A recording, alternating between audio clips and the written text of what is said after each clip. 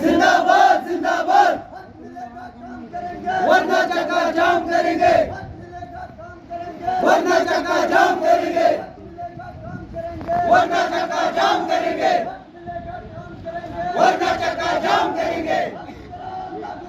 Centre rate लागू करो, centre rate लागू करो, सेंटर रेट लागू करो।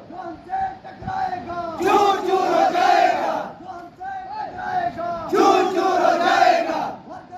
जिंदाबाद जिंदाबाद, जिंदाबाद जिंदाबाद। सर, मेरा नाम फुलेल सिंह है।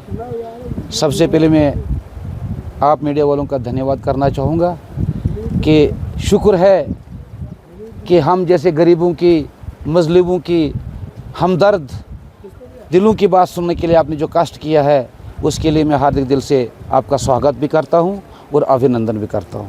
सर, रही बात ये जो काम छोड़ो हड़ताल है, अक्सर मैं 22 से ये जो लड़ाई थी ये लड़ रहे थे। हर जगह पे जैसे कि रटली में सेंटर रेट लागू हो गया, NHPC में सेंटर रेट लागू हो गया, लेकिन यहाँ पे जैसे डंगडोरू है, अफगान है, अलंटी है, किरू है, ये क्वाड है, ये जहाँ पे मैं अभी हूँ ये क्वाड एरिया है। इसी काम छोड़ो हड़ताल पे हमने भी ये तय किया कि अगर इन जगहों पे अगर काम लागू हुआ है, रेट लागू हो गया है, तो हमारा भी जो राइट्स है वो बनता है।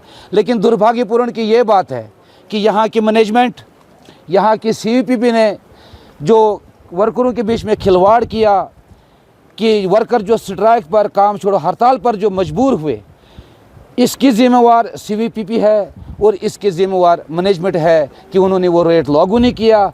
और हम भड़क गए हैं कि भाई कम से कम अगर हम 14 घंटे 12 घंटे काम करते हैं तो वो सेंट्रल वेजेस मिलना चाहिए। इस खातिर आज 3 दिन से यहाँ पे हम काम छोड़ो हड़ताल पे बैठे हैं। और दुर्भाग्यपूर्ण की बात यह है सर कि मैनेजमेंट, यहाँ का प्रशासन शर्मिंदे हो जाएंगे। हम जिस प्रशासन पे हमें भरोसा था, जिस एडमिनिस्ट्रेशन पे हमें भरोसा है कि वो हमारे रखवाले हैं, वो हमारी रखवाली करने के लिए यहाँ पे आएंगे, लेकिन आज सुबह जो यहाँ पे वारदात गुजरी वो बहुत दर्दनाक हादसा हुआ, बहुत दर्दनाक वारदात गुजरी कि मैनेजमेंट ने चंद गुंडों को लाकर, एडमिनिस्ट्रेशन को साथ में लेकर और लाठी चार्ज का एक एक्शन लिया, जहाँ पे इस चुनाव में कुछ ऐसे वर्कर थे जो गिर रहे थे या हाथ पाई तक बारी आ गई थी। लेकिन फिर भी मैं सरकार से ये गुहार लगाना चाहता हूँ, मैं सरकार से ये यहाँ से आह्वान करना चाहता हूँ कि यदि सरकार कहीं है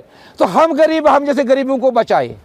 मैनेजमेंट भी हमारे साथ ज़्यादतियाँ कर रही है, एडमिनिस्ट्रेशन भी हमारे साथ ज़्यादतियाँ कर रही है। अगर यदि हक मांगना कोई गुनाह है तो सबसे पहला गुनाहगार फुलेल सिंह होगा।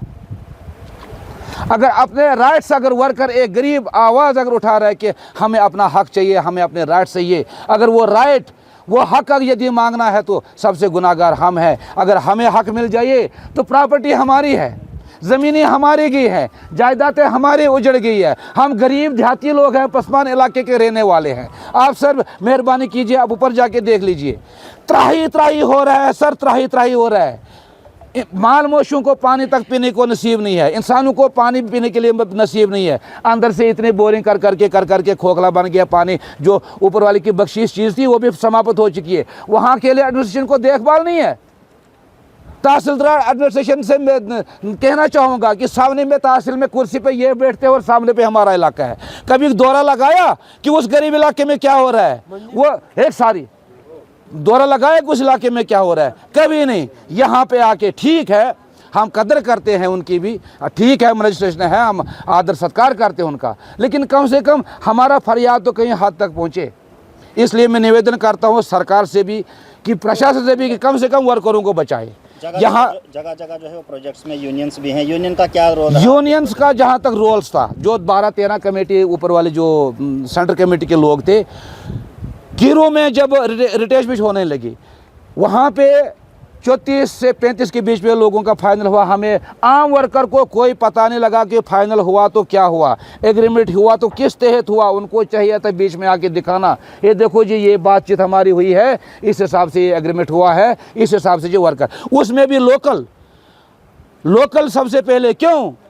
इफेक्टेड एरिया के लोग, यहाँ के ज़मीन जायदाद यहाँ की गुजर गई है लोगों को। आज डेमो सेल बनाएंगे हम लोग, नहीं बन पाती है, लैंड लूजर लोग हैं सारे, लैंडलेस लोग हैं सारे। लेकिन यहाँ से लोगों को रोज़गार मिला था तो उस रोज़गार पे भी हथकंडे अपना रही है, गुंडे पाल के रखे मैनेजमेंट ने। सुबह इतना झगड़ा, इतनी लड़ाई हुई यहाँ पे कि जो भी फितना फसादात होता था उसकी जिम्मेवारी या तो मैनेजमेंट रहेगी या प्रशासन रहेगा।